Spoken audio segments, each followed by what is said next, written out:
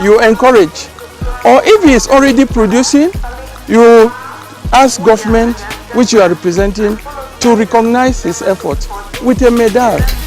We want to make sure that competent persons are working and that competent services are delivered and that the skills are there and you are enjoying your meeting. Communication is perfect and you're not going to have issues of miscommunication that may lead to a third world war. And it vex because we will fire ball attack will not even get place where you hang with the hang for corner. Then a lawyer he gets store. Nurse he leave doctor nurse patient where you go cure him hospital not cure him. He can't store. Then we God will make a way where there seems to be no way.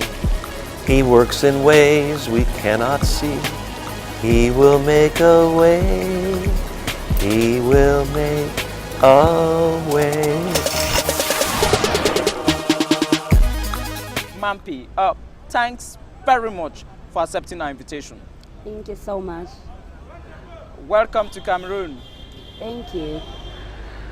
Mampi should be your artistic name. To many of my viewers, especially those in Cameroon, see you now. Just tell us who you are. Mampi is actually my real name. I go by the name Mampi Miriam Mokape. Those are my full names. I'm Lozi by tribe from the west part of Zambia. I was born in 1986. Yes, basically that's that. 1986? Yes. Okay. So what were you doing before becoming a musician? Singing is something I've always done from childhood. It's part of me. I started singing in church at the age of 3. So I don't remember myself. You started in church? Yes. At the age of what? 3. 3? Yes. Okay. Did you go to a musical school? No, I didn't. You didn't go? No, I didn't. Now tell me your school life first before we enter your music world. Well, I did my nursery school at the International School of Lusaka up until grade 4. And then I went to Mioma Basic School where I wrote my grade 7 exams, and then I went to Livala High School. And then just after I completed my education, I started studying marketing, PR and marketing, but then I couldn't finish my course because I lost my parents, and that's how my education... You're both parents? Both of them, yes. Okay. Now let's talk music. When did you go professional? I went professional in 2005, yeah. What was your first song and what was the message? The first song was Sunsha. Well, the Sunsha, it means dance also. It's like, let's dance, have a good time, yeah. That was my first song. What is the characteristic of your music? What do you usually sing? Is it love? Is it peace? Is it on education? Well, I sing about everything around me. It just depends on the situation I'm found in, or rather in a certain environment where I am, and whatever it is that I hear people talk about, something that people will be interested in, I'll sing about it. It's basically about the influence around me, so I sing about anything. When I watch East African music in particular, which is a sharp contrast with what happens in Central Africa, a lot of short skirts and whatsoever. Why is it that in East Africa or in Central Africa in general, when people want to sing musicians, they are more well-dressed than in other parts? Why? Is it a cultural belief? You think people in East Africa actually well-dressed? Yeah. Well, I presume. Well, that's interesting. Yes. It's a compliment. Because in my country, I'm actually quite controversial because they think I'm too skimpy when it comes to my stage performance, and I think it's an act. Music is an act. This is something that people don't really understand. It's a performance. You put up an act. It's the same as acting in a movie or even comedy. Sure. So it just depends on what you're trying to portray at that particular moment. You're trying to, if you're dancing, you can't dress in a certain way. And if you're singing maybe an R&B slow song, you can't perform or dress in a certain way. So it goes with what you're talking about in that particular song. It's basically purely entertainment. So okay. So what is the focus of your music in particular? Is it educational? Is it just pure entertainment, or there is something behind that? Like I said earlier, for me it's everything. Everything? Yeah, if I find myself in a situation where I need to talk about education, I'll talk about it, I'll sing about it, because I have sung about it before. When I find myself in an environment where people are talking about HIV and AIDS, I'll sing about it. It's basically what people are talking about and what people can relate to. But most of all, my music is about love, and because I believe everything starts with love. If you're going to talk about sensitizing people, you need to have love for humanity, and that's the only way you can actually articulate issues. Tell me, your childhood experiences, do they influence your musical compositions?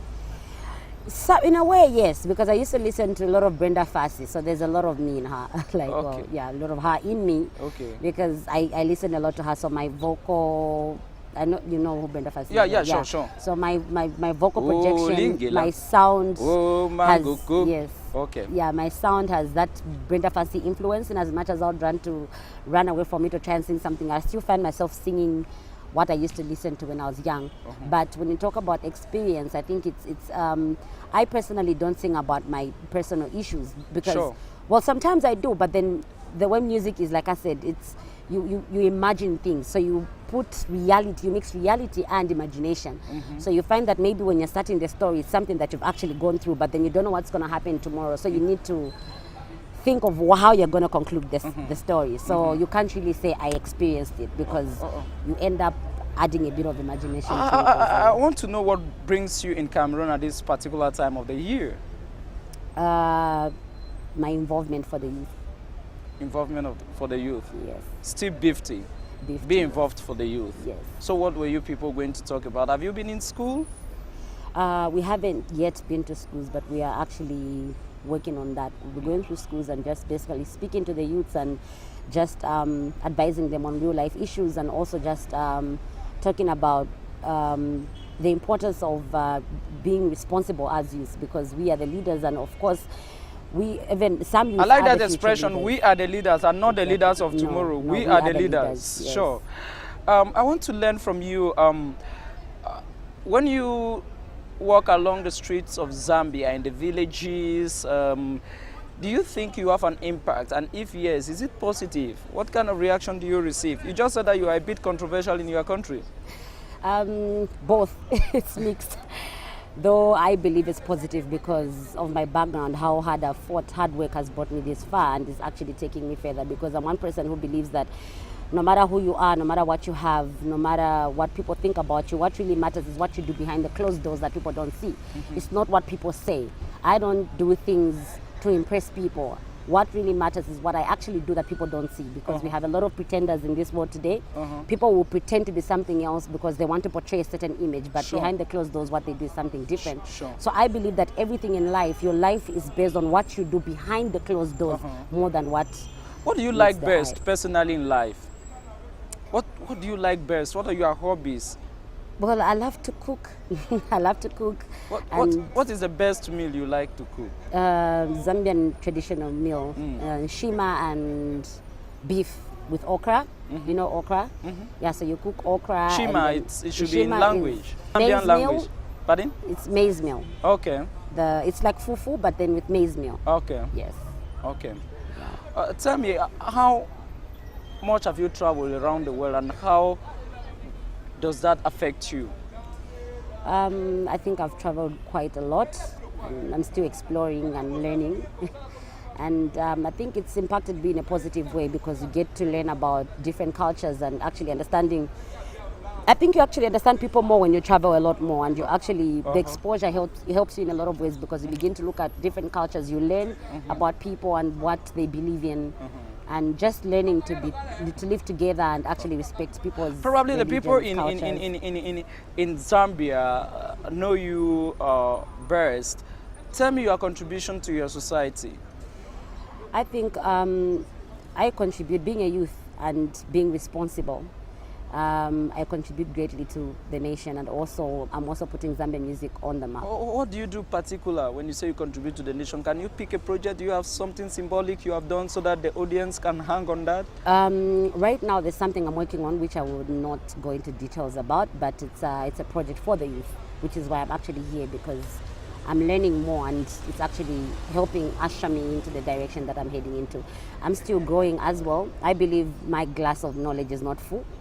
and I prefer to leave it that way. I like your metaphors. Your glass of knowledge Yes. is not full. No, it's not. Wonderful. Yeah, so I believe that you should always leave it that way so you can learn more and keep on drawing more water in it. Okay, since you said that your glass of knowledge is yet to be full, what kind of responsibilities do you have now? Are you married? Do you have younger ones you are taking care of?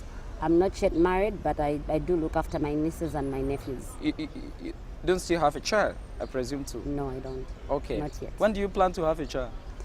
I believe in doing everything at the right time. I hope not you come and marry a because everybody else is Cameroonian doing man. it. I'll be glad to. Because the I'll guys be who are glad watching to. me are probably going to call me, Charles, we need the contacts of that lady. Probably I will not give. Okay. Tell me, how do you collaborate with other African musicians? I've done a couple of collaborations. Because everywhere when you go around now is Nigeria music, which is just heard everywhere. Do you have collaborations with others around Africa? Yes, I've done a couple of collabos and still recording and working on some more. Like soon I'll be recording one with Eddie Kenzo, and I've done one with Jose Chameleon. Yeah, just to mention a few. Here in Cameroon, one of the main problems facing the music industry is piracy. Is it the same situation in Zambia? I think it's the same situation everywhere in Africa. So how is that handled back in your country? I think our entertainment industry in Zambia is still growing. So I think we are getting somewhere, though it's something that's been affecting the music industry for a very, very long time. But we're slowly getting there. I believe that I have hope. I know it's going to be all right. When you move around Africa as a musician, what troubles you most? I think it's the fact that people expect so much from you and they don't realize that you're human just like them. There's so much rumors, there's so much, there's people are very judgmental towards musicians especially. So it's a very big challenge, but at the end of the day, I believe that it's a job that I chose and you just have to handle it. You have to grow thick skin. I would like to end with a question which has to do with a lot of feminism. You know of the Chibok schoolgirls, right? Yes. Who were kidnapped in Nigeria. Are you going to sing a song for them? There were 219 girls. There are even plus that. Did that shock you personally as a woman? Yes, it did. It's very sad, and I believe in girl power, and I believe that nothing can stop the women, because I believe that in as much as men would deny it, but I believe that women are men's backbones. Yeah, so without a woman, you can't go far. Okay. Yes, so we have hope that those girls are going to come back in one piece, because God is watching and God protects us, and He can't give us certain challenges that we can't handle. He has His own way of, handling issues, and He has His own way of doing things at the right time. And it's also sometimes things that happen in our world today is just a lesson to teach us certain things. Sometimes we may not understand them, but with time we will. How many clips have you produced already? How many records do you have in the market? 3. Which and which? The first one was Maloza, the second one was Chimoni Chimo, and then Natural Born Star. Pardon? The first one was Maloza, was titled Maloza, and the second one was Chimoni Chimo, meaning sin is sin. Maloza means taboo, by the way. Okay. That was the first taboo. one. Yes. In Zambia? Yes, in Zambian language. You speak which of the native languages in Zambia? Msenga, Nyanja, Bemba, yeah. Okay. Yeah, and the second one was Chimoni Chimo, meaning sin is sin. And then the third one is Natural Born Star. Okay. Yeah. Okay. Well, I want to thank you very much for accepting our invitation to our program today. Thank you so much. As we'll be leaving the set, there will be a song by you. We thank you very much. Thank you so much. You're welcome. Bye.